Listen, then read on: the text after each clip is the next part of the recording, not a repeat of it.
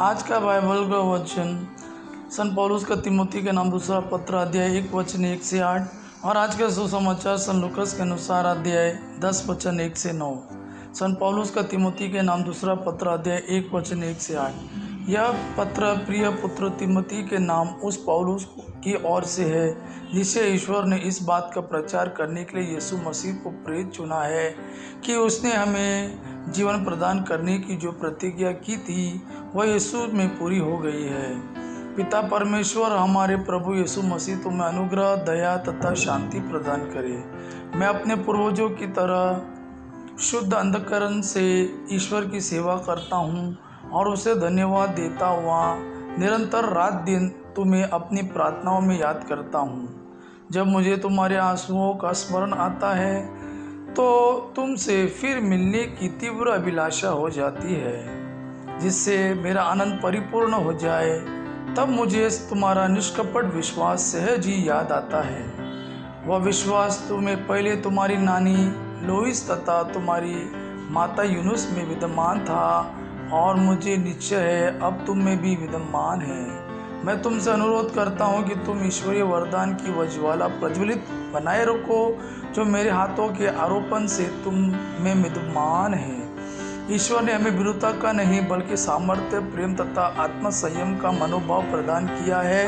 तुम ना तो हमारे प्रभु का साक्ष्य देने में लज्जाओ और ना मुझसे जो उनके लिए बंदी हूँ, बल्कि ईश्वर के सामर्थ्य पर भरोसा रखकर तुम मेरे साथ सुसमाचार के लिए कष्ट सहते रहो।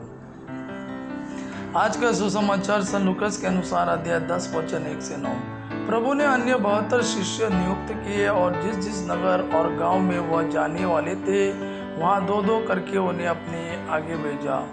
उन्होंने उनसे कहा, फसल तो बहुत है परंतु मजदूर थोड़े हैं, इसलिए फसल के स्वामी से विनती करो कि वह अपनी फसल काटने के लिए मजदूरों को भेजे।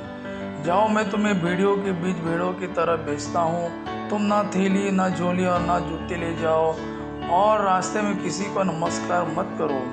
जिस घर में प्रवेश करते हो सबसे पहले यह कहो, इस घर को शांति। यदि वहाँ शांति के योग्य कोई होगा तो तुम्हारी शांति उस पर ठहरेगी, नहीं तो वह तुम्हारे पास लौट आएगी। उसी घर में ठहरे रहो और उनके पास जो हो वही खाओ पियो, क्योंकि मजदूर को मजदूरी का अधिकार है। घर पर घर बदलते न रहो। जिस नगर में प्रवेश करते हो और वे तुम्हारा स्वागत करे तो जो कुछ तुम्हें परोसा जाए वही खा लो। वहाँ के रोगियों को चंगा करो और उनसे कहो, ईश्वर का राज्य निकट आ गया है। यह प्रभु का वाणी है। प्रभु को धन्यवाद।